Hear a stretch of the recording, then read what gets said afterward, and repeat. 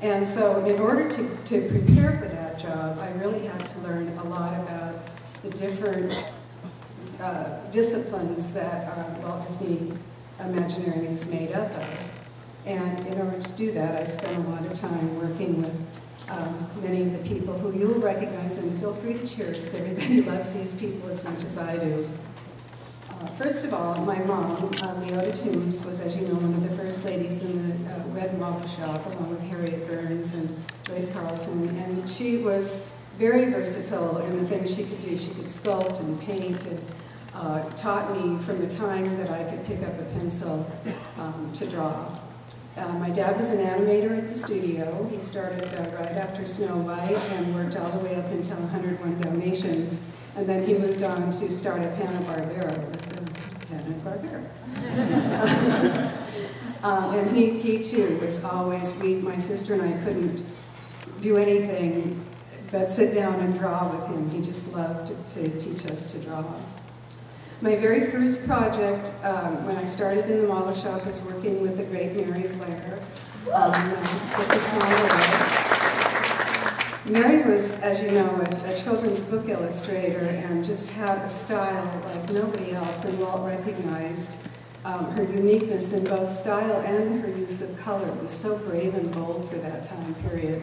And he brought her over to work at the studio on some of the films, Alice in Wonderland and Cinderella. You can see some of her work in the Disney Gallery over at Disneyland right now. We have a show about her right now. And along with Mark Davis, she taught me to understand her color styling, understand the way that she could draw and paint in a child's style, but it was also very sophisticated, and that's what's so interesting about her work, I think.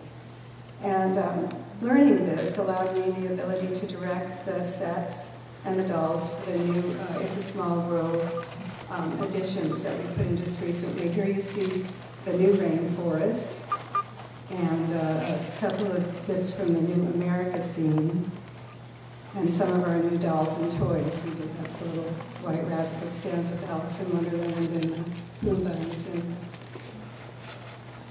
This is Bill Justice.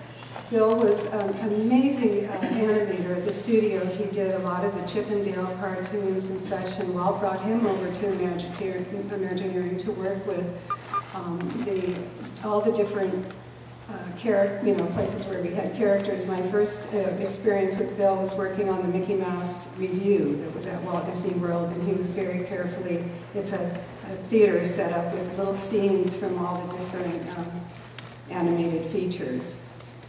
And he taught me the nuances of each character and what made them who they were, and to make sure, he always used to say, if we can't draw them right, then we're in trouble, so we need to learn how to do these. So working with Bill allowed me to do these murals that were the stained glass windows and tapestries that tell the story of Sleeping Beauty in the castle in Paris. And these are 50-foot long murals that we designed for the Disneyland Hotel several years ago. We wanted these, John Hinch wanted these to be just, very impressionistic. So you looked at it at first and saw them as more of an organic kind of floral mural, and then you began to find the characters in them. The one on the right is Ariel, and the other one is from Peter Pan in Neverland. This is Claude Coates on the left. Claude was also from the studio. He was a wonderful background artist. He did many of the backgrounds for a lot of the films. And when Walt brought him over to WED, he began doing all of the sets for the attractions, which, as someone talked about earlier, the best way to do this was to build a model. And he worked in the model shop with us constantly because he said the only way he could really figure out a ride and figure out how it was going to work was by doing it in 3D. So, along with Mark Davis on the right, the great Mark Davis, he was our mentor in designing figures and how the figures live in a set to tell a story. Any of Mark's shows with Pirates of the Caribbean or Haunted Mansion, you go by sets without any words or script. You know exactly what's happening in every single scene just because of the way he's posed or positioned or the expression on their face, or, you know the guy's been running after the woman because his nose is all red and he's all sweaty. They just had a way of setting up scenes so you knew exactly what was happening without words. And the two of them together taught me how to set up scenes like these on the Rivers of America. This from Tom Sawyer's Cabin. These are some other little sets from the Rivers of America, and the little one at the top was one that Mark actually drew up with the skunk going towards the raccoon on a log that's floating out in the water, and you know exactly what those raccoons are thinking. No, you're not coming close to us. And they never actually did this when they built the Rivers of America. So during our last big rehab, we put in quite a few new scenes, and I was able to make Mark's scene that he didn't get in before come to life. That was kind of fun. And also, it's not just attractions where we put scenes together. I think, like Jody said, when we do sets for restaurants, for shops, we also tell a complete story. And this is our Rancho del Zocalo restaurant that we did, oh gosh, time flies, probably 15 years ago. And we really wanted it to look like a Mexican cantina. We also wanted to use a little bit of the old Zorro set, so we used lots of research, and you can see a lot of the Zorro's home and rancho is worked into these different ruins of the Zorro. This is John Hench. John was the mentor that I worked with the longest. He was an amazing person, and anyone who wants to be an Imagineer really must read the book that he wrote along with the late Peggy Van Pelt, because I think it tells everything you'd ever want to know about what it is to be an Imagineer and the thought process behind it. He was an amazing man that spent a lot of time with me the first 11 years of my career, teaching me color and its application to architecture. But color was, one of his main things, but he was Walt's taste panel, as they used to call him, and he really knew a lot about everything. So we spent a lot of time working on color schemes for Disneyland, for Walt Disney World, for Tokyo Disneyland. I think I did Disneyland color schemes twice.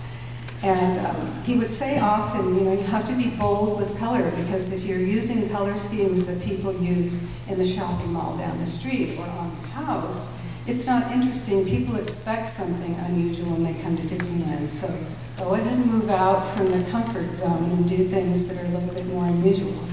Of course, staying within the time periods and the types of looks that we're trying to create. These are the color schemes I did for our Dumbo ride and our Teacup ride back in the 80s. And then when we did our new Fantasyland with Tony Baxter in 87, I did all the color schemes for those. And also working along with Ken Anderson, who actually drew a lot of the little buildings in Snow White and Pinocchio. We worked out all of the finishes and the little color treatments and window treatments, and added little Tyrolean painting and such. This is Rolly Crump, who was a fascinating art director and somebody I've always admired. Is really getting into the detail. He had a very fanciful style that I really admired, and he was a lot of fun too. And he taught me to really look for the details, really get into the details, don't miss anything. And I used his words a lot when I did the Disneyland Dream Suite. This is one of my favorite projects, and I hope more people get to see it. It was a place that people could win. I know. And we spent a lot of time on this, and we really would enjoy it if they would open it up as kind of a walkthrough where you could, get a reservation. It was very much inspired by the renderings that Dorothea Redmond did for Walt when they were first developing New Orleans Square. And Dorothea was an amazing illustrator and painter and interior and exterior designer, talking about versatile. And she had worked for many years in the movie industry, doing a lot of the set design for Alfred Hitchcock films and Gone with the Wind. And Walt had brought her over to work with him on several different films, I believe, but he also asked her to be the lead designer on New Orleans. And a lot of people don't know that. Many of her renderings of all the exteriors in New Orleans, all the restaurants nearby, the interior, just beautiful, beautiful work. And what was interesting about her work is that it was very, she worked in watercolors, and they were always very washy and impressionistic. But when you really studied them, every detail was there. Everything you needed to know about what that space was going to feel like when you were in it was in that rendering. Well, she had, at Walt's direction, rendered several rooms of what was going to be his grand suite above the Pyrite. You know, he already had an apartment above the firehouse in Disneyland, but that was very, very small. If you've ever seen pictures of that, there was only room for 2 little pull-out sofas that he and Lily would sleep on when they'd spend the night there. So he wanted a place where he could entertain people and take his family, and you know, if there were people that Roy wanted to bring down, they could have big events. So he had a large dining room and the seating parlor, his informal seating parlor, and then his office, which I'm sorry, Walt, I had to turn it into a restroom. But, so she had done renderings that were in the Disney Gallery for many years, which is where this now sits. And I had looked at them many times and thought how wonderful that would have been. So even though I loved the Disney Gallery, when they came to me and said, Kim, we've decided we're going to put the 2000, Year of a Million Dreams into the Dream Suite. We'll move the gallery somewhere else. I thought, oh, I so don't want to do that. But then I remembered these renderings and thought, what a perfect thing for the Year of a Million Dreams to make Walt's dream come true. Because of course he passed away before the apartment could ever be built. So I took her renderings and studied them very carefully and noticed that something I'd never noticed before was that each room was designed sort of towards the land at Disneyland that it was facing.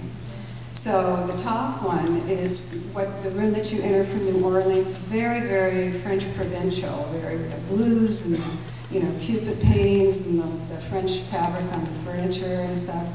I thought, oh, well, that's interesting. Then the next room, which is closer to Frontierland, was very Western. It had a wood-burning stove, a Franklin stove, and it kind of a more masculine color scheme.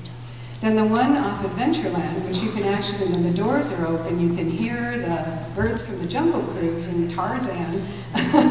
She had done in what we call kind of a Victorian exotic, with a lot of very organic fabrics and rattans and things. So there was really a kind of a very, it wasn't like the Madonna Inn where you'd have the Western. It was very, very subtle. So I thought, well, we're going to go with that. I think that's a great idea. And she hadn't rendered a restroom, so we thought, well, we need a Fantasyland one, so we'll definitely do that towards Fantasyland. Using the swans and the artwork from the Snow White books and such. And so then we decided to layer one more thing on it, which would be, if this was Walt's apartment, let's fill it with things that may have been inspirations for him to have done some of the attractions and made some of the feature movies. So there are a lot of props and different things in here that decorations that could have been things that he had collected, or Lily had collected, or Roy had collected that were inspirations for these. We've got paintings of the 2 castles in Europe that were inspirations for SCPB Castle, and grandfather clocks and carousel horses and trains and just all kinds of neat things. But the other thing was, we knew that if people were going to get to spend the night at Disneyland, that was pretty special. But it just couldn't be a beautiful apartment. It needed to have magic, because that is what people expect from us, is some magical things. So working with my genius, who was the next Yale Gracie of Imagineering, John Gritz, we worked out several different magical things that happen in this room that are really quite astounding.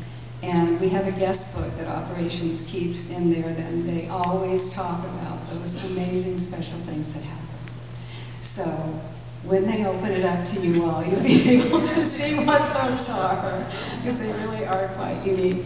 But these are the kinds of things that I did learn from Rolly Crump, is really getting into detail and how important those are.